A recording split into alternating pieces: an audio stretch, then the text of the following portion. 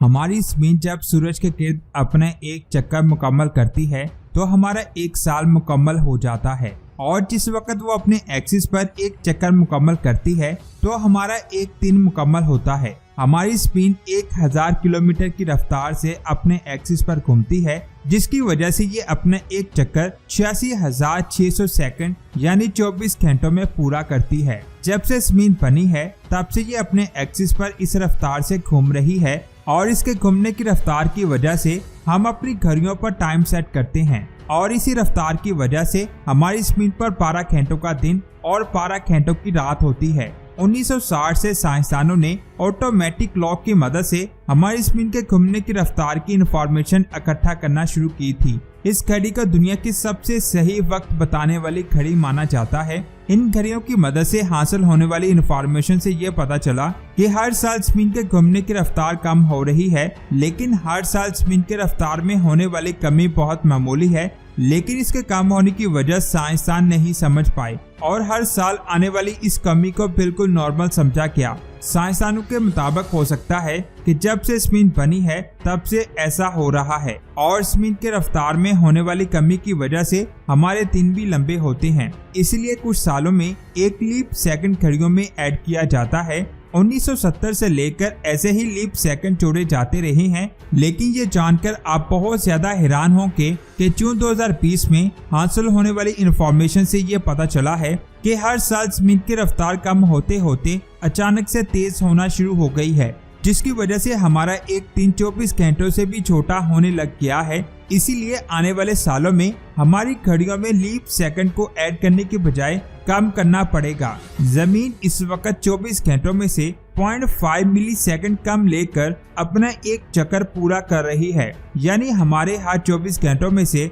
0.5 मिली second कम हो रहे हैं। हमारी स्पिन के रफ्तार में आने वाली इस तब्दीली ने साइंसदानों को हैरान कर दिया है, क्योंकि जमीन की रफ्तार तेज होने की वजह से जमीन पर बहुत ज्यादा ज़लज़ले भी रिकॉर्ड किए गए हैं। नासा के मुताबिक हर साल हमारी जमीन पर आने वाले छोटे बड़े ज़लज़लों की तादाद 10,000 होती है, लेकिन 2020 में ये तादाद ज्यादा थी। इसीलिए नासा के मुताबिक ये ज़लज़ले जमीन की रफ्तार में इजाफे की वजह से हो रहे हैं। इसका मतलब है कि अगर जमीन की रफ्तार मजीद तेज होती है तो हमें और ज्यादा ज़लज़ले और बड़े बड़े तूफानों का सामना करना पड़ेगा। आप ये जानकर बहुत ज्यादा हैरान होंगे कि पिछले कुछ सालों में 28 बार छोटा दिन होने का रिकॉर्ड टूटा है। 19 जुलाई 2020 का दिन तारीख का सबसे छोटा दिन था। ये दिन 24 घंटों में से 1.46 मिली सेकंड कम था। ऐसा पिछले 50 सालों में कभी नहीं देखा गया। अब यहाँ पर एक सवाल आता है कि आखिर वो कौन सी वजह है जिससे हमारी स्पिन की रफ्तार कम होने की बजाय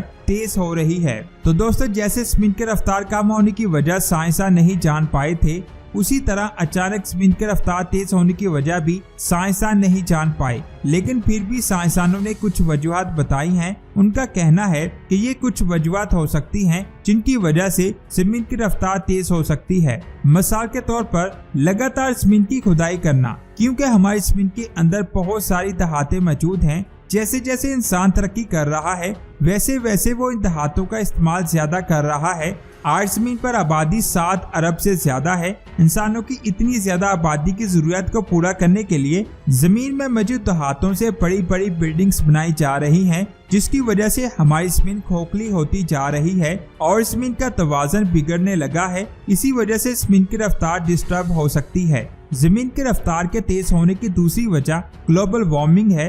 अभी तक हमारा मानना था कि जमीन के टेम्परेचर के बढ़ने की वजह से बर्फ पिघलेगी, जिसकी वजह से समुद्र के करीब मौजूद शहर पानी में डूब जाएंगे, लेकिन ये बात कोई नहीं जानता कि पिघलती बर्फ जमीन के तवाज़ुन को भी खराब कर सकती है, क्योंकि बर्फ का एक टुकड़ा एक ही जगह पर रहता है, लेकिन जैसे ही वो टुकड़ा टूटकर पानी में बदलता है तो इसका वजन हर जगह फैल जाता है। इसीलिए जैसे जैसे पहाड़ों से बर्फ पिघल रही है तो बर्फीले पहाड़ों में वजन कम होकर समुद्रों की तरफ बढ़ रहा है, यानी कि जमीन के वजन का कुछ हिस्सा एक जगह से दूसरी जगह की तरफ जा रहा है।